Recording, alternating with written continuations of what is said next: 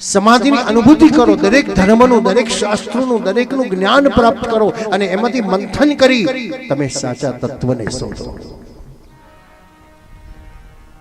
સાધુ પેલા પરિવ્રાજકચાર્ય બને, એ કોઈ જગ્યાએ સ્થિર ના બેસે, બસ ગામે ગામ ભટક્યા જ કરે, કોઈ રૂપિયાનું બંડલ નહીં, આશ્રમ નહીં, ગાડીઓ નહીં, કશું નહીં, બસ બ્રાહ્મણ ઈશ્વર આશ્રિત થઈને જ્યાં રહેવાનું મળે ત્યાં ઠીક, ખાવાનું મળે ઠીક, મળે ન મળે તોય વાંધો નહીં. અને એ અનુભવ કરતા ઈશ્વર મારી સાથે છે કે નહીં, ઈશ્વર મારું ધ્યાન રાખે છે કે નહીં, ઈશ્વર મારું રક્ષણ કરે છે કે નહીં, અને એ અનુભવ થયા પછી એક જગ્યાએ ધૂણો તખાવીને બેસી જાય. બધાના અનુભવ કરવાની જરૂર છે, પણ સત્ય શું એ આપણી જાતે શોધવાની જરૂર છે. કુવાના દેડકાને પૂછો કે આકાશ કેટલું છે, તો ગોર કુંડાળું જ બતાવશે ને આકાશ આટલું જ છે. પણ એ દેડકાને બહાર કાઢો, આકાશ જો તો કેટલું મોટું છે, એ તો બહાર આવે ત્યારે ખબર પડે કેટલું વિશાળ આકાશ છે. સુખદેવજી કીધું, રાજા વૈષ્ણવ કોને કહી શકાય? તમે સુખી છો ને તમારી સામે કોઈ દુઃખી આવી ગયો તો આપણે શું કહીશું? આપણે સુખની જ વાતો કરીએ છીએ, છોન બળતો. કોઈ દુઃખી સુખી પાસે જાય તો શું કરશે? પોતાના દુઃખની જ વાતો કરશે. એટલે સુખી માણસને શું થાય છે? ઈર્ષ્યા આવી જોઈને મારે સુખ જોઈને ઈર્ષ્યા આવે છે. શક્ય હોય તો આપણે સુખી છે તો દુઃખી પાસે જાઓ તો આપણા સુખને ભૂલી જાઓ, અને દુઃખીને સુખીની પાસે જાઓ છો તો આપણા દુઃખને ભૂલી જાઓ. તમે ઓટોમેટિક વૈષ્ણવ બની ગયા. વસુદેવ દુઃખી છે અને નંદ બાબા સુખી છે. નંદ બાવાને ઘેર અડધી ઉંમરે દીકરો થયો છે અને વસુદેવના 8 બાળકો મૃત્યુ પામ્યા છે. બોલો, નંદ બાવા એમ કીધું, જોયું મારે ઘેર મારા નસીબથી છોકરો થયો, એવું ન બોલ્યા. એ સામેવાળાને કેટલી પીડા થાય. તો સુખનો વિચાર આ છે. તો સુખનો એટલે ઠાકોરજી સીમિત નહીં.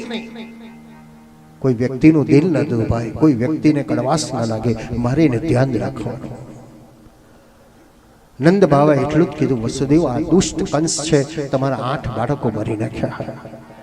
તો વસુદેવ પાસે આપણા જેવા નબળા નથી, આવું બટન દબાવે તો આપણો ધડધડ સાવણ બાદરો વસી જાય. એ પણ વૈષ્ણવ છે. પણ વસુદેવ એટલું ચોક્કસ બોલ્યા કે બાવા મને એવું લાગે છે તમે હવે સીધા ગોકુળમાં જતા રહો. કેમ? ગોકુળમાં રાક્ષસોનો ઉપદ્રવ થશે. નંદ બાવા ભયભીત બની ગયા. બોલો, આપણને આવું કહેતો આગ લાગે કૂવો ખોદવા બેહી આપણે એક કૂવો ખોદી નાખો ત્યાં સુધી આગ બધું ઓલવી નાખે, બધું પતી જાય. પંજાબમાં ખેતરોમાં ઘઉંમાં આગ લાગે તો બંબા નથી બોલાવતા કે બંબા વાળાને બોલાવો ને આગ ઓલવાવો, આગ ઓલવાવો. પણ બુદ્ધિશાળી માણસ વચ્ચે ખેતર લઈને ખેડી નાખે છે. એટલે જ્યાં સુધી આગ છે ત્યાં સુધી, પછી ખેડાઈ ગયું તો બાકીનું તો બધું બચી ગયું. ઘાસની પરાળમાં આગ લાગે તો આખું ઓલવવા જઈએ ત્યાં સુધી તો બધું પૂરું થઈ જાય, પણ જેટલા બચે એટલા પૂરા કાઢી લો તો ઓટોમેટિક આગ શાંત થઈ જવાની છે. નંદ બાવાએ લમણે હાથ દઈને બેઠા, રડારડ ન કરી કે હવે શું થશે શું થશે. નંદ બાવાએ 2 કામ કર્યા. ભગવાનનું નામ લીધું અને ગાડું દોડાડ્યું. બસ આટલું કામ કરો. બહાર નીકળતા, ઘરમાં ચાલતા, કોઈ પણ કામની શરૂઆત કરો, ઈશ્વરને યાદ કરીને કામની શરૂઆત કરો.